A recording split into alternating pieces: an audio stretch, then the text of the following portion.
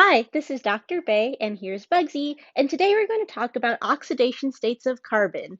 We'll delve into what reagents can be used to oxidize alcohols into various carbonyl compounds. So stay tuned. Organic chemistry, taught by Dr. Bay. reaction mechanisms, Reactants to products. retrosynthesis, Target deconstructing.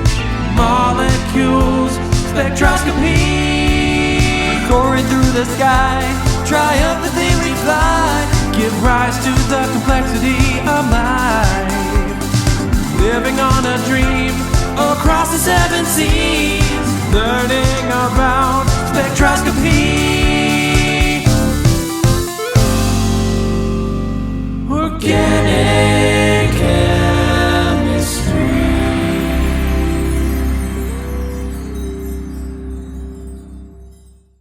Knowing how to calculate oxidation states will help in the organization of the next set of reactions you learn. Let's look at the molecule methanol. Previously, you learned how to calculate the formal charge of atoms by treating all bonds as covalent bonds and breaking them homolytically as seen by the 4 single electrons around carbon atom. Plugging this into the formal charge equation gives carbon a formal charge of 0. Now let's look at the electrons in methanol from a different perspective. Let's treat all of the bonds as ionic and break them heterolytically instead, as seen by the lone pairs of electrons. Each pair of electrons will be on the more electronegative atom. In methanol, carbon is more electronegative than hydrogen, which is why you see 3 sets of electron pairs around the carbon atom. However, oxygen is more electronegative than carbon, which is why that 4th lone pair of electrons is on the oxygen atom instead, leaving a positive charge on carbon in that position. Now, if we look at the charges directly written around the carbon, a plus charge and a negative charge cancel each other out, leaving just 2 minus charges left on carbon. This means that the oxidation state of carbon is -2. Keep in mind that this is just a formalism of keeping track of electrons and that the charge of carbon is not actually -2, but its oxidation state is -2. Try not to mix these two concepts up. It's important to remember that a carbon atom with 4 bonds connected to it will always have no formal charge, but its oxidation state can range anywhere from -4 to +4. Let's take a look at an example. Determine the oxidation state of the carbon atom in each of the following molecules starting from the left. First, let's redraw this molecule and break the bonds heterolytically. Carbon is more electronegative than hydrogen, so the lone pairs will end up on the carbon atom. Every carbon-hydrogen bond will decrease the oxidation state of carbon by 1.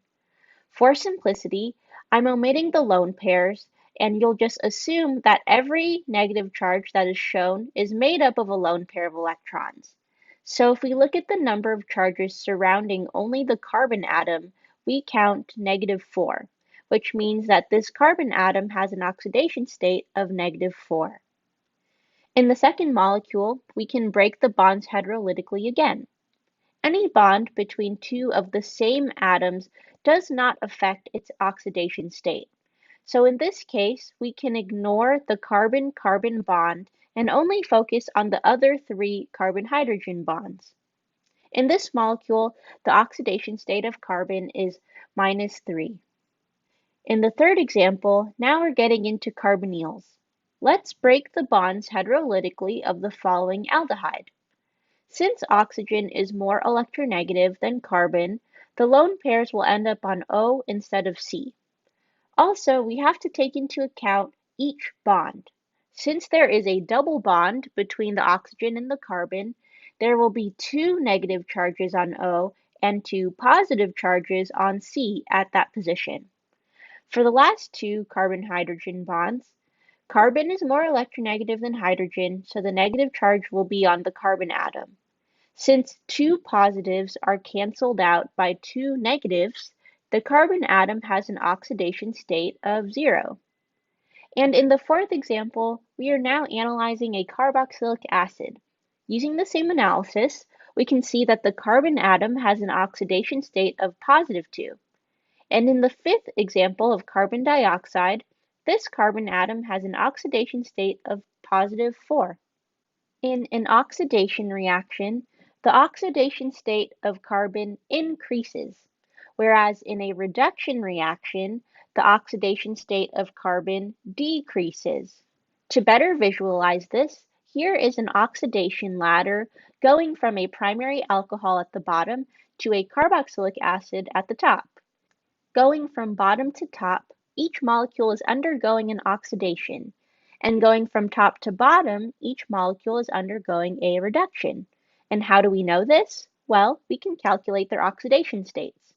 The primary alcohol at the bottom has an oxidation state of -1, the aldehyde in the middle has an oxidation state of +1, and the carboxylic acid up at the top has an oxidation state of +3. If you're increasing its oxidation state, the molecule is being oxidized, but if the oxidation state is decreasing, then the molecule is being reduced. And the same oxidation ladder can be seen going from a secondary alcohol at the bottom to an ester up at the top. The secondary alcohol at the bottom has an oxidation state of 0, the ketone in the middle has an oxidation state of +2, and the ester at the top has an oxidation state of +3. Now let's do an example. Determine the oxidation state of the carbon atom of the reactant and product. Then identify whether the reactant has been oxidized or reduced. In example A, we're going from an aldehyde to a carboxylic acid. If we heterolytically break the OC double bond, the two negatives end up on the more electronegative oxygen atom, and the two positives end up on the carbon atom. And then if we break the carbon-hydrogen bond, C is more electronegative than H, so the negative will go onto the C and the plus will go onto the H. If we only look at what's directly around the carbon atom, we have 2 pluses and 1 negative, which means that this carbon atom has a +1 oxidation state. If we do the same analysis to the ethanoic acid product, we see that the carbon has a +3 oxidation state. Since the oxidation state of carbon increased from +1 to +3, the reactant has been oxidized. Now if we look at example B, notice that there isn't an explicit carbon highlighted to determine the oxidation state. Sometimes an example won't always tell you which exact carbon to look at. In this case, you're going to find out what changed between the reactant and the product. Here, cyclohexanone is our reactant and cyclohexanol is the product. Since we're going from a ketone to an alcohol, we want to find the oxidation state of the carbon that is part of this functional group change or interconversion. The carbon that's part of the ketone in the reactant has an oxidation state of +2. And then if we look at the product, remember that sometimes the structures are drawn in bond line structures, so not all hydrogen atoms may be shown. So because hydrogen atoms play a role in determining oxidation states, we're going to go ahead and draw that hydrogen in.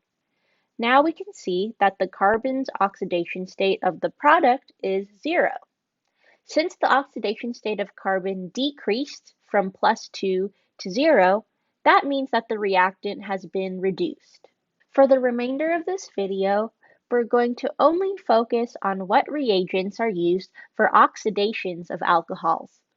Alcohols can be oxidized to carbonyl compounds using chromium reagents. Keep in mind that you do not need to know these mechanisms, but just how to get from reactant to product. The first chromium reagent is pyridinium chlorochromate, or PCC, and its structure is shown on the right. PCC can react with a primary alcohol in dichloromethane, or DCM. The carbon connected to the hydroxyl group has an oxidation state of -1, and this produces an aldehyde where the oxidation state of carbon increases to +1.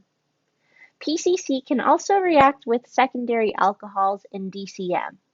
This produces a ketone where the oxidation state of carbon increases to +2. In both examples, the oxidation state of the reactant increased, which is why these reactions are considered to be oxidations.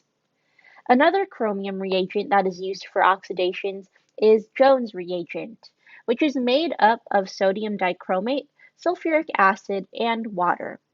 Jones reagent is stronger than PCC, so with a primary alcohol, it will over-oxidize to a carboxylic acid. But when Jones reagent is used with a secondary alcohol, it's similar to PCC, where it will just form a ketone.